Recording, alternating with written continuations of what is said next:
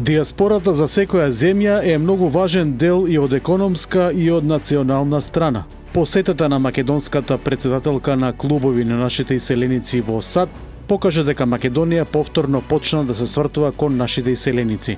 Диаспората е срцето на македонската култура надвор од границите и односите со нив мора да ги негуваме, рече вчера Силјановска-Давкова во разговор со македонците од Америка.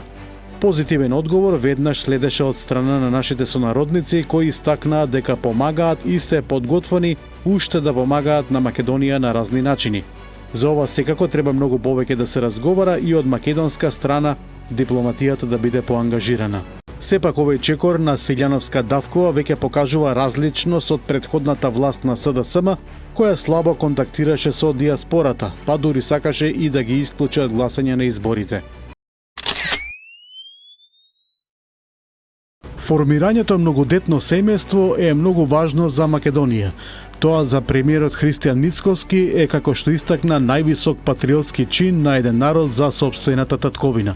Тој упомена дека според последниот попис државата има над 1,8 милиони жители, но се плаши дека за 20 години Македонија ќе биде земја со под 1 милион жители и тогаш ќе имаме на еден пензионер, еден вработен, што ќе значи колапс за пензискиот фонд. Нека ме нарекуваат конзервативен, за останат како сакаат нека ме нарекуваат, но ова мора да биде прв приоритет на оваа влада и на сите следни влади, а тоа се многодетни семејства. Јас би сакал кон сите македонски граѓани да упатам јасна порака. Формирањето семејство, формирањето многодетно семејство е највисок патриот чин на еден народ за сопствената татковина. Без разлика на верската, на етничката припадност, многодетното семејство значи иднина, рече Мицкоски, на настанот демографски трендови, заедничка акција за инвестирање и искористување на човечкиот капитал преку 5-годишната програма на владата и Фондот за население на Обединетите нации. Од 1 април до вчера на територијата на цела Македонија се регистрирани вкупно 2080 пожари на отворен простор, а приведени се 60 лица. По истрагата поднесени се 36 кривични пријави, соопшти Министерството за внатрешни работи. Најголемиот број од пожарите, како што наведува МВР, биле предизвикани од човечки фактор со различни мотиви, а полициските службеници превземаат активности за расчистување на случаите и утврдување на евентуална меѓусебна поврзаност. Откако на 1 јули 2025 година беше воведена забрана за движење во шуми без писмено одобрение, до 29 септември биле затекнати 27 лица, против кои ќе бидат поднесени соодветни поднесоци по Законот за шуми. Само 42% од институциите доставиле податоци за службени возила пред локалните избори 2025, соопшти Државната комисија за спречување на корупција. Инаку согласно изборниот законник, јавните фондови, јавните предпријатија и сите други правни лица што располагаат со државен капитал има обврска во рок од 10 дена од денот на донесувањето на одлуката за распишување на изборите да достават до ДКСК податоци за бројот, видот, регистарските таблици и возната состојба на сите службени возила. Оваа обврска ја имаат вкупно 1514 институции. Шведскиот амбасадор Ола Солстром и министар за транспорт Александар Николовски разговарале за можностите и услови за инвестирање што ги нуди Македонија и јакнење на економската соработка. На средбата Николовски ја отворил и темата за поквалитетна поврзаност меѓу двете земји и можностите за зголемување на авиолиниите меѓу Македонија и Шведска. Со првиот лет од Скопје до Штутгарт, Визер отвори уште една нова авиолинија и од главниот град на Македонија до Германија. Авиокомпанијата ќе лета од Скопје до Штутгарт 3 пати неделно, секој понеделник, среда и петок. Со додавањето на Штутгарт на мапата на рути на Скопскиот аеродром, Визер има вкупно 9 рути до 9 градови во Германија. Нафтата за грејење и мазутото денеска се продаваат по повисока цена. Вака, во пресрет на почетокот на грејната сезона, одлучи Регулаторната комисија за енергетика. Новата цена на нафтата за грејење е 69,50 денари за литар, а мазутот ќе се продава по цена од 37,59 денари за килограм. Цената на бензините и на дизелот остануваат исти. Новата концертна сезона на Националната опера и балет се отвара во петок со едно од најмоćните и најемотивни ремек дела во историјата на класичната музика – Реквием на Моцарт. Диригент ќе биде италијанецот Джанлука Мартиненги, а како солисти ќе настапат Билјана Јосифов, Николина Јаневска, Јане Дунимагловски и Владимир Саздовски. Нив ќе ги придржува оркестарот и хорот на НОП. Во наредните денови Народното собрание на Република Српска ќе назначи ВД председател на тој ентитет, откако му беше одземен мандатот на Милорад Додиќ. Тој беше осуден од судот во Сараево на 1 година затворска казна и 6 годишна забрана за вршење јавна функција. Против пресудата имаше големи протести во Бања Лука. Предвремените избори за нов председател на Република Српска ќе се одржат на 23 ноември. Силниот дожд кој го погоди Крит синоќа предизвика поплави и хаос на целиот остров. Невремето најмногу го погоди градот Ираклион, како и областите Вијанос и општина Фестос. Според грчките медиуми, бурата предизвикала поплави и лизгање на земјиштето.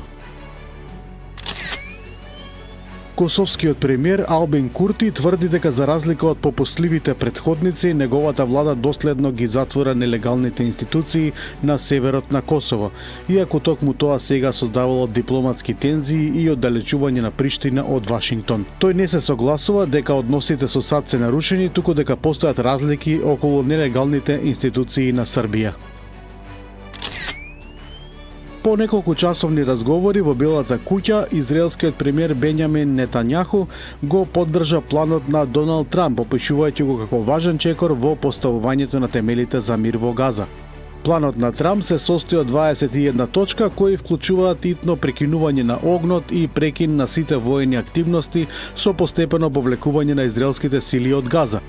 Планот предвидува дека никој нема да биде принуден да ја напушти Газа, а на оние кои сакаат да заминат ќе им биде дозволено слободно се движат.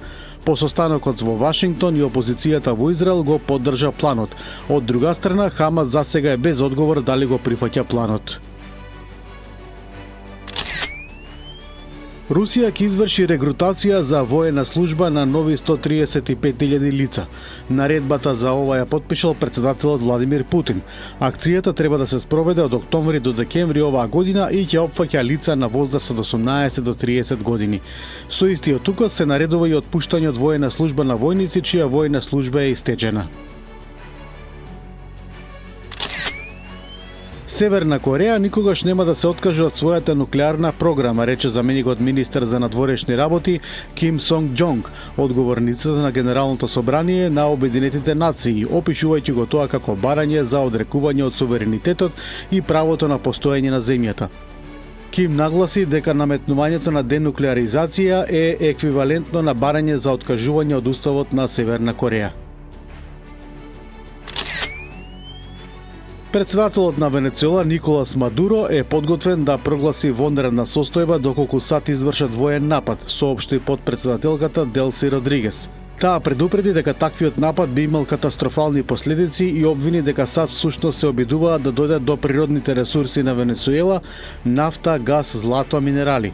Ако власта прогласи вонредна состојба, Мадуро би добил овластување да мобилизира вооружени сили, да затвора граници и да ја стави сета клучна инфраструктура под воена контрола. Талибанската власт во Авганистан го исклучила интернетот низ целата земја.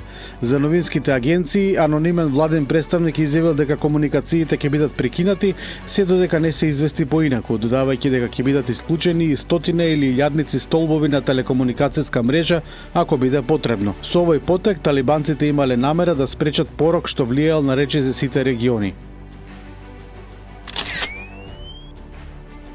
Холандски товарен брод бил нападнат со ракета во меѓународните води во Аденскиот залив близу Сомалија и Јемен. При нападот 20 членови на екипажот се повредени, а сите 19 членови се евакуирани со хеликоптер и други пловила. Не е јасно кој стои зад нападот, а сомнежите според некои медиуми се кон хутите кои во минатото извршиле слични напади.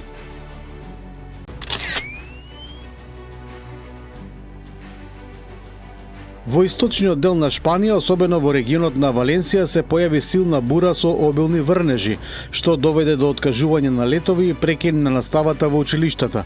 Во некои општини во Валенсија училиштата ќе останат затворени и денес. Граѓаните се предупредени да бидат внимателни и да ги следат упатствата на локалните власти, затоа што метеоролозите предвидуваат дека врнежите ќе продолжат и во наредните денови со можни поплави.